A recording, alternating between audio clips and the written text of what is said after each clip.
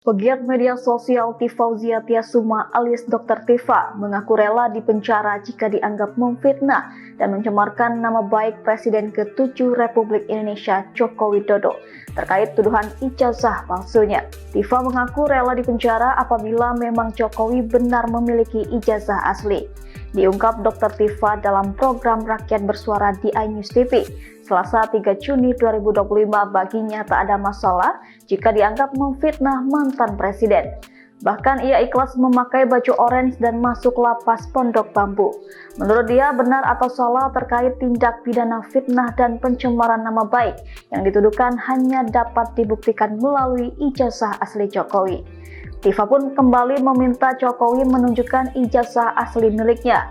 Dr. Tifa dalam kesempatan itu juga mengaku akan turut bangga apabila Jokowi berhasil menunjukkan ijazah asli miliknya.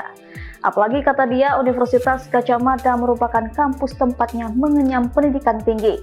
Diketahui Dr. Tifa dilaporkan relawan pemuda Patriot Nusantara ke Polres Metro Jakarta Pusat pada Rabu 23 April 2025 terkait tudingan ijazah palsu Presiden Joko Widodo.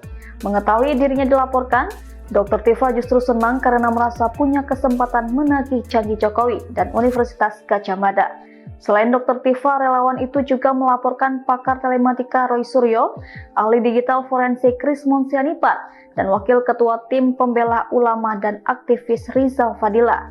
Dia juga mengaku akan menagih Universitas Gadjah Mada untuk memperlihatkan 34 dokumen yang diklaim UGM menjadi penguat Jokowi pernah kuliah di kampus tersebut.